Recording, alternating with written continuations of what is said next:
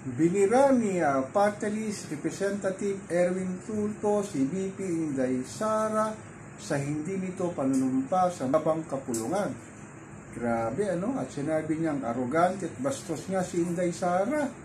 Itong mga Tulfo kasama si Rafi Tulfo, Erwin Tulfo, Ben Tulfo, Mon Tulfo, ay dati itong mga solid DDS nung panahon na si Tatay Digong pa ang Pangulo ng ating bayan. Nag-iba ang ihip ng hangin Wala talagang permanenteng kaibigan.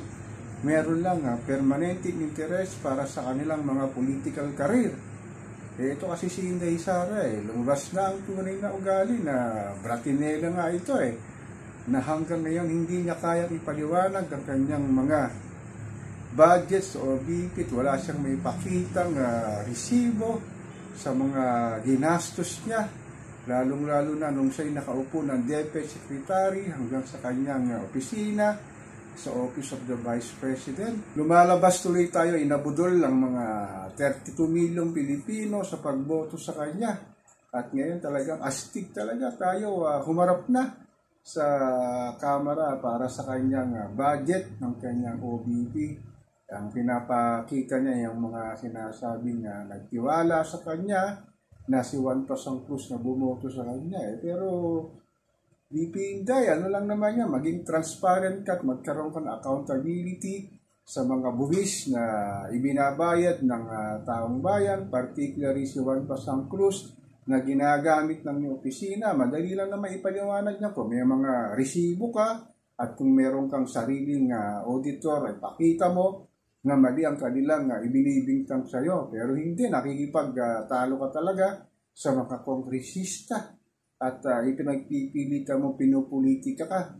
Nandun na tayo talagang dumi ang laro sa politika. Pero kung ikaw ay may accountability sa mga ginagamit mong budget, lalo na sa sinasabing comfy funds na ilang araw mo lang ginamit na umabot ng ₱1,000,000 na hanggang ngayon hindi mo kaya ipaliwanag. Paano pa magtitiwala sa iyo ang taong bayan na hanggang ngayon talaga nakikita nila yung pag-uugali mo na astig ka talaga At manang-mana ka sa tatay mo na si Digong.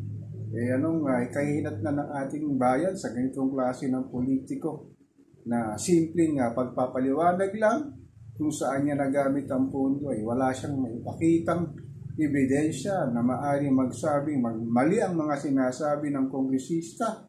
At sa patuloy niyang pag-iwas sa mga usapin ito ay lalo nang bumaksak ang kanyang survey. Sinasabing bumagpak na ang kanyang rating dahil nga sa mga pinaggagawa niya dito sa nangyayaring bangayan niya laban sa mga kongresista na sinasabi na hindi niya maipaliwanag kung saan nga niya ginamit ang pondo ni Juan Pasang Cruz. Simple lang naman talaga yan kung talagang ginamit mo sa maayos na paraan sigurado kang merong may papakitang ebidensya, lalo na yung mga resibo kung saan mo ginastos talaga ang pera ni Juan Pasang Cruz. Pero talaga kung wala kang may ipakita, ganyan lang talagang gagawin mo, na-ignore mo sila at sinasabi mo hindi ka nga haharap na sa pagdidig nga sa mababang kapulungan. Paano na yung OBP budget? Talagang tatapasan ito ng mga kongresista.